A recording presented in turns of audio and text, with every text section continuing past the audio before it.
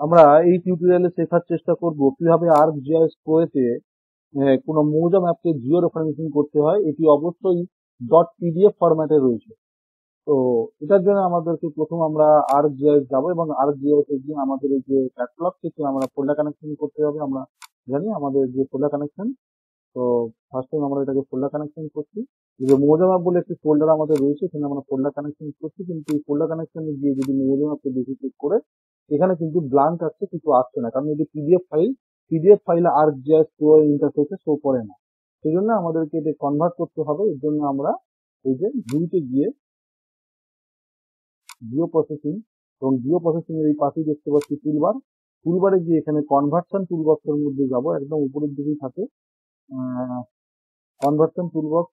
এই কনভার্সন টুলবক্সের মধ্যে গিয়ে ফ্রম পিডিএফ টু টিপ, এটি ওপেন হওয়ার সঙ্গে সঙ্গে আমরা এখানে ইনপুট পিডিএফ ফাইলটা এই যে ফোল্ডার অপশন থেকে গিয়ে আমরা সেট করবো আমাদের ফাইলটা কোথায় আছে। এই মৌজা ম্যাপ, এখান থেকে আমরা পিডিএফ ফাইলকে সিলেক্ট করে এখান থেকে ওপেন করলাম, এবং আউটপুট ফাইলের নাম কি হবে আমরা এখান থেকে সেট করবো। তবে এখানে মনে রাখতে হবে, যাই হোক না কেন নাম, আমাদের .pip ফরম্যাটের টিপটা কিন্তু লিখতে হবে। তো সেই জন্য আমরা এখানে ফোর বা ক্যাডাস্ট্রাল কথাটা লিখলাম, cadastral.pip। যদি দেখি এখানে cadastral.pip কথাটা কিন্তু লিখতেই হবে। যদি এই পিডিএফ এ কোনো পাসওয়ার্ড থাকে, if have any password in PDF file, তখন আমাদের এটা লিখতে হবে। এবং দেন পিডিএফ এর পেজ নাম্বার এখানে সিঙ্গেল পেজ নাম্বার, অর্থাৎ one page number 1, DPI dot পার ইঞ্চ, এখানে রেজুলেশনটা সেট করতে বলছে, আমরা এখানে মিনিমাম রেজুলেশন 300 করবো, এবং RGB 2 কালারকে অবশ্যই রাখবো, রেখে এখান থেকে আমরা রাখবো। এখানে আমরা ক্যাডাস্ট্রাল ম্যাপ চলে এসছে। আমরা ক্যাডাস্ট্রাল ম্যাপটা এখানে আসার পরে এখানে আমরা জুম টু লেয়ার করে একবার ক্যাডাস্ট্রাল ম্যাপটা এখান থেকে দিই। এই যে ক্যাডাস্ট্রাল ম্যাপটা এখানে চলে এসছে, এবং জুম টু লেয়ার করলে এভাবে আমরা দেখতে পাবো। এবং এই অবস্থায় আমরা এই ক্যাডাস্ট্রাল ম্যাপটাকে আসার পরে আমরা এখান থেকে যে জাস্ট এই ক্যাডাস্ট্রালের উপরে আমরা সিলেক্ট করি, সিলেক্ট অবস্থায় দেখি এটাকে একবার আমরা সিলেক্ট করবো। সিলেক্ট অবস্থায় দেখে এখানে ইমেজারি আছে, ইমেজারির মধ্যে এখানে গিয়ে জিও রেফারেন্সিং আছে, এবং জিও রেফারেন্সিং এর মধ্যে গিয়ে এখান থেকে ফার্স্ট আমরা দেখতে পাবো রোটেট আছে। এই রোটেটে যেতে পারি, আইদার আমরা এখান থেকে এই যে লেফট সাইড বা রাইট সাইডে রোটেট করলাম। রোটেট করার পরে আমরা এখানে দেখতে পাচ্ছি যে আমাদের যে মৌজার নাম কোথায় রয়েছে, এটা কচুবেড়িয়া 6 নম্বর ফিট, অর্থাৎ কোথায় রয়েছে মৌজার নেম আমরা ডিটেলসে পেয়ে গেলাম। এরপরে আমরা এই অবস্থায় রেখে আমরা এখান থেকে জাস্ট ফিট টু ডিসপ্লে আমরা করবো। এখান থেকে ফিট টু ডিসপ্লে করলে ডিসপ্লের সঙ্গে অ্যাটাচ হয়ে যাবে। এরপরে এই কচুবেড়িয়া জায়গাটা আমাদেরকে সার্চ করতে হবে কোথায় আছে। এই যে Kachuberia, basically Kachuberia Gangasagar island in south 24 West Bengal রয়েছে। তো আমরা এখানে ম্যাপের মধ্যে যাব এবং গিয়ে লোকেটারে গিয়ে এখানে গিয়ে সার্চ করবো কচুবেড়িয়া। এই যে লেখাটা রয়েছে কচুবেড়িয়া, আমরা এই কচুবেড়িয়া সাগর সাউথ 24 ওয়েস্ট বেঙ্গল, যে কচুবেড়িয়াকে সার্চ করার সঙ্গে সঙ্গে কচুবেড়িয়া লোকেশন দেখুন এখানে দিয়ে দিল। কিন্তু কচুবেড়িয়া লোকেশন দেওয়ার পরে এখানে কচুবেড়িয়া এসেছে, এটা আসার পরে আমাদের এখানে কি আছে, টোপোগ্রাফিক ম্যাপ দেওয়া রয়েছে আর হিলসেট দেওয়া রয়েছে। আমরা এখানে গিয়ে এই যে ড্রপ ডাউনের মধ্যে এখানে যাবো, এই যে বেস ম্যাপের ড্রপ ডাউনে গিয়ে আমরা স্যাটেলাইট ইমেজারিতে নেব।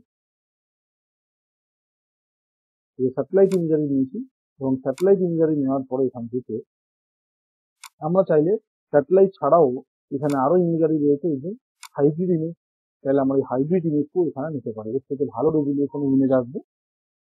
এই যে হাইব্রিড ইমেজ, এটাকেও আমরা এখানে নিতে পারি। এরপরে এই যে কচুবেড়িয়া সার্চ করার সঙ্গে সঙ্গে দেখুন এই জায়গাটায় আমাদের কচুবেড়িয়া শো করছে, এবং কচুবেড়িয়া শো করছে। আমরা এইখানে দেখতে পাচ্ছি আমাদের যে ম্যাপ যে রয়েছে, ম্যাপটা ঠিক এরকম একটা জায়গাতে আসার চেষ্টা করবে। তো সেই জন্য আমরা প্রথম এর উপরে আমরা আরো একবার এটাকে হাইড করবো, এখানে হাইড করে এটাকে আমরা এখানে আমরা জুম টু লেয়ার করবো, ক্যাডাস্ট্রাল ম্যাপের উপর জুম টু লেয়ার করবো, এবং এই ম্যাপের কিছু কমন জায়গা আমাদেরকে দেখতে হবে।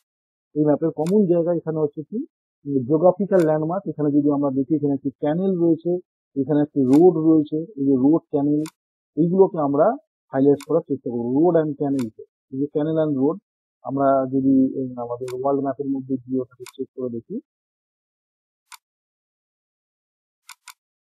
এই যে এখানে যদি দেখি এই যে আমাদের হাইওয়ে রয়েছে, এবং হাইওয়ের সঙ্গে সঙ্গে এই যে ক্যানেলটা রয়েছে। তো যে ম্যাপের মধ্যে এরকম ধরনের কাজ থাকবে আমরা সেটিকে ফার্স্ট জিও রেফারেন্সিং করবো, এবং তার এগেনস্টে সাইটের ম্যাপগুলোকে আমরা জিও রেফারেন্সিং করতে পারবো। তো প্রথম আমরা আরেকবার যাব, এখান থেকে গিয়ে আমরা আমাদের যে ক্যাডাস্ট্রাল ম্যাপ রয়েছে তাকে জুম ক্লিয়ার করব। আমরা এই জায়গাটাকে দেখার চেষ্টা করবো ফার্স্ট, এই যে পয়েন্ট, ফার্স্ট যে এই পয়েন্টটা আছে আমরা এই পয়েন্টটাকে নেওয়ার চেষ্টা করবো। ক্যাডাস্ট্রাল ম্যাপের উপরে গিয়ে জুম ক্লিয়ার করবো এবং একদম নিচে থেকে যে পয়েন্ট আমরা নেওয়ার চেষ্টা করবো, আমাদের এই যে কর্নারটা রয়েছে এখান থেকে আমরা একটি পয়েন্ট নেওয়ার চেষ্টা করবো। এই যে জিও রেফারেন্সিং ট্যাবের মধ্যে গেলাম, এখানে গিয়ে অ্যাড কন্ট্রোল পয়েন্ট অর্থাৎ গ্রাউন্ড কন্ট্রোল পয়েন্ট, এদিকে আমরা এখান থেকে সিলেকশন করবো। ওই একদম এই কর্নারটাকে, যে রাস্তার যে কর্নারটা রয়েছে আমরা এখান থেকে নিলাম, এদিকে বন্ধ করলাম এবং এই যে বেস ম্যাপ রয়েছে ওয়াল ম্যাপের উপর সিলেক্ট করে আমরা এটাকে সার্চ করি। সার্চ করার সঙ্গে সঙ্গে দেখতে পাচ্ছি এই জায়গাটা আমাদের এই কর্নারটা চলে এসেছে, দেখছি কর্নার। আমরা এই পরবর্তীকালে এই এই জায়গাটাকে আমরা আরো একবার দেখবো যে আমাদের ম্যাপ এই জায়গাটায় আর একটা কর্নার এখানে কিন্তু রয়েছে, এই কর্নারটাকে আমরা নিতে পারি। সেই জন্য আমরা ম্যাপের মধ্যে যাবো, আর একবার ক্যাডাস্ট্রাল ম্যাপের মধ্যে গিয়ে জুম ক্লিয়ার করবো এবং জুম ক্লিয়ার করে ক্যাডাস্ট্রাল ম্যাপের এই জায়গাটাকে আমরা, এই যে কর্নারটা রয়েছে এই কর্নারটা একটা আমরা এখান থেকে ক্লিক নিলাম, এখান থেকে নেওয়ার পরে আমরা এটাকে হাইড করবো এবং ওয়াল ম্যাপের উপর যে সিলেকশন করে আরো একবার এই প্রচুর এরিয়ার উপর ডবল ক্লিক করলে অ্যাড্রেস লোকেট হয়ে যাবে এবং এখানে গিয়ে আমরা এই যে কর্নারটা রয়েছে জাস্ট এইখানে গিয়ে ক্লিক করবো। তো দুটো পয়েন্ট আমরা নিয়ে নিয়েছি অলরেডি, নেওয়ার পরে এখানে আমরা এই যে ক্যাডাস্ট্রাল ম্যাপটা এখান থেকে ক্লিক করালো, তো একটা পয়েন্ট আমরা এখানে দেখতে পাই।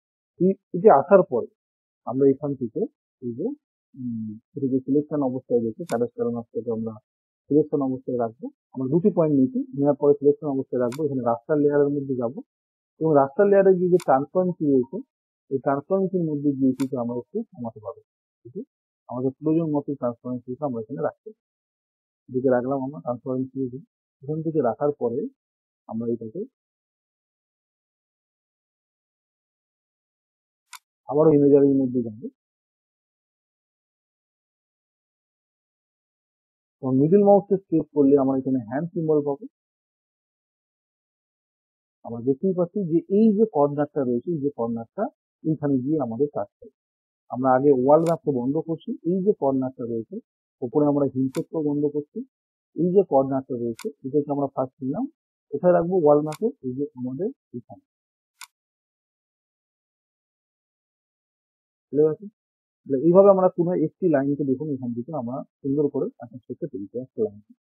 এইভাবে আমাদেরকে অন্য যে লাইনগুলো রয়েছে সেগুলোকে এখান থেকে, যেমন আমরা এই কর্নারটাকে গিয়ে আরেকবার দেখবো, এই কর্নারে এই সাইড থেকে যদি আমরা দেখি ইমেজের সাইড থেকে আমরা এই জায়গাটাকে যদি এখানে লক্ষ্য করে দেখি, এই যে একটি চ্যানেল রয়েছে এবং এই চ্যানেলটা গিয়ে এখানে টাচ, তাহলে আমরা দেখে বুঝতেই পারছি যে এই কর্নারটা হচ্ছে এখানে এসে টাচ করবে।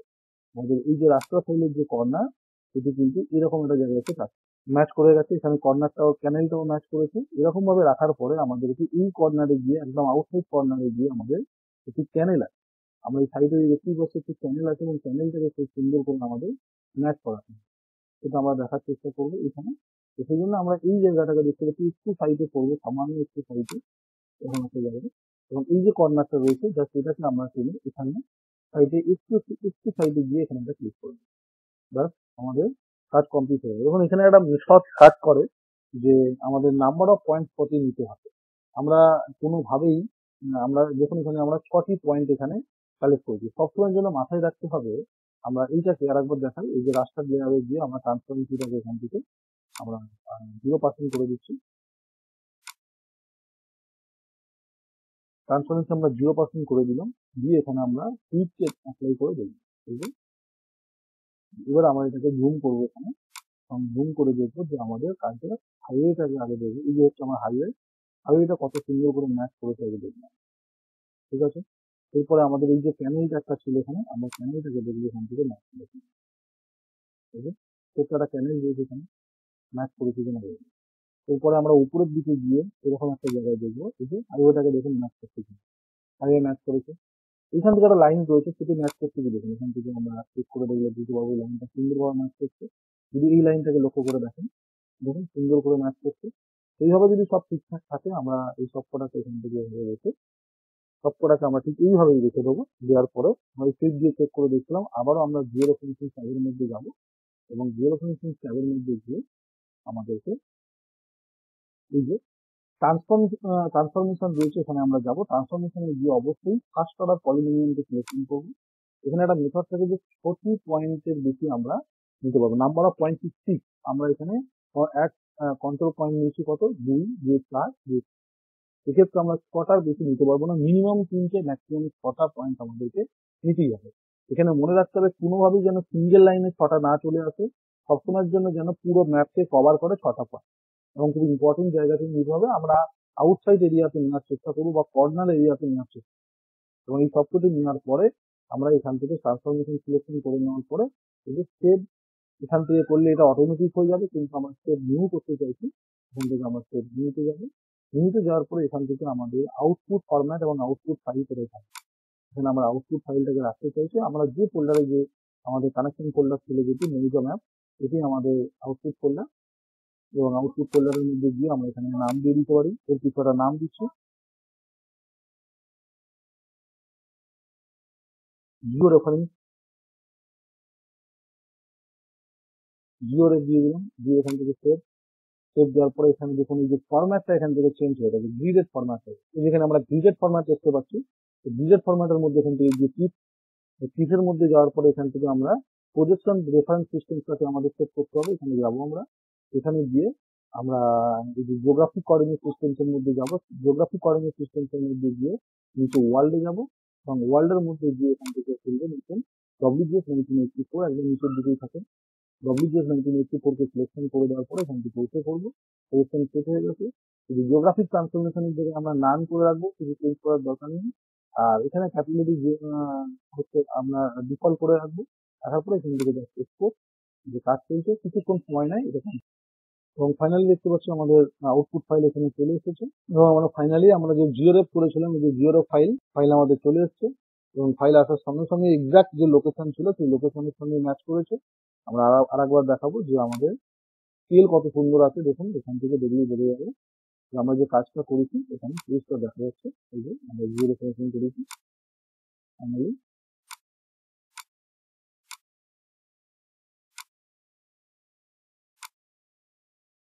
এরকম রোড ক্যানেল যদি থেকে থাকে তো সেক্ষেত্রে আমরা সেটিকে আগে জিও রেফারেন্সিং করবো।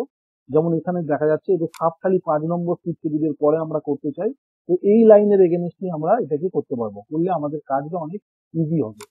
যে কোনো জায়গায় আমরা জিও রেফারেন্সিং যখন করবো, যেমন স্ট্রিট নাম্বার 3 কে যদি করি, জাস্ট এখান থেকে জোড়া লাগিয়ে দিলেই স্ট্রিট নাম্বার 3 এর কাজটা হয়ে যায়।